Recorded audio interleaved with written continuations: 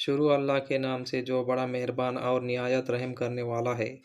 محترم عزیز دوستو، السلام علیکم۔ محترم ناظرین، آج کی اس ویڈیو میں ہم پیش کرنے جا رہے ہیں شیر خدا حضرت علی کا بہت ہی دلچسپ اور ایمان افروز واقعہ، جسے سن کر آپ کا ایمان تازہ ہو جائے گا۔ حضرت علی اور ایک شیر کا واقعہ۔ محترم ناظرین، جیسا کہ آپ سب جانتے ہیں کہ مولا علی علیہ السلام کو شیر خدا بھی کہا جاتا ہے اور شیر خدا آپ کا لقب ہے۔ حضرت علی ایک مرتبہ تشریف فرما رہے تھے، تبھی ایک شخص حضرت علی کی خدمت میں حاضر ہوا اور عرض کرنے لگا، یا علی، میں سفر کا ارادہ رکھ رہا ہوں، لیکن مجھے راستے میں شیر اور جنگلی جانوروں کا خوف ہے۔ علی، میں کیا کروں؟ اس شخص کی بات سن کر حضرت علی نے اپنے ہاتھ میں سے انگوٹھی پہنی ہوئی تھی اتار کر اس شخص کو دے دی، اور پھر حضرت علی نے فرمایا، اے بندے، سفر کے دوران شیر کوئی درندہ آئے تو تم اس کو یہ انگوٹھی دکھا دینا اور کہنا یہ انگوٹھی علی ابن طالب کی ہے۔ اس کے بعد وہ اپنے سفر کے لیے روانہ ہو گیا۔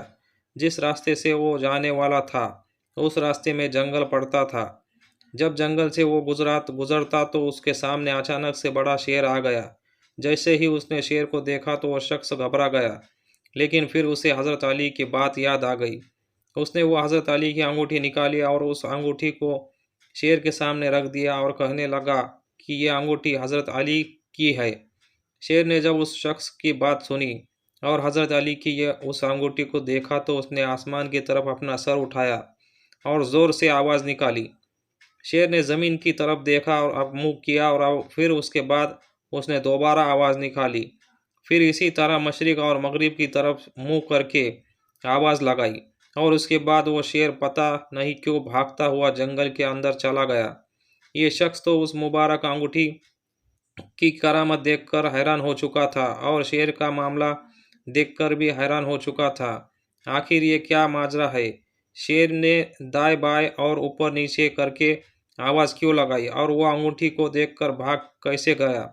لیکن اس کے بعد اس شخص کو سفر پر جانا تھا۔ پھر وہ شخص سفر پر روانہ ہو گیا اور اسے پھر کوئی بھی خطرہ اپنے راستے میں نظر نہیں آیا، اور اس نے آرام سے اپنا سفر طے کر لیا۔ اس کے بعد جب سفر سے واپس آنے لگا تو راستے میں اسے کوئی مشکل اور کوئی پریشانی نہیں آئی۔ وہ واپس آسانی سے آ گیا۔ جب وہ شخص اپنے سفر سے واپس آ گیا تو وہ حضرت علی کی بارگاہ میں پھر سے حاضر ہوا اور آ کر سلام کرنے کے بعد کہنے لگا، یا علی، میرے ساتھ ایسا معاملہ پیش آیا ہے کہ شیر نے جب آپ کی انگوٹھی کو دیکھا تو اس نے منہ آسمان کی طرف کر کے زور سے آواز لگائی، پھر اس نے زمین کی طرف منہ کر کے زور سے آواز لگائی، اور ایسے ہی اس نے مغرب اور مشرق کی طرف منہ کر کے زور سے آواز لگائی، اور پھر بھاگتا ہوا واپس جنگل میں چلا گیا۔ اس شخص کی یہ بات سن کر حضرت علی علیہ السلام نے فرمایا، اے خدا کے بندے، کیا تم کو یہ پتہ نہیں ہے کہ شیر نے ان آوازوں میں سے جو اس نے آسمان کی اور زمین کی جانب منہ کر کے آواز نکالی اور مشرق اور مغرب کی جانب منہ کر کے آواز لگائی، تو وہ اس شیر نے کیا کہا تھا؟ تو اس شخص نے عرض کیا، بالکل نہیں حضور، مجھے نہیں پتہ کہ اس شیر نے کیا کہا تھا۔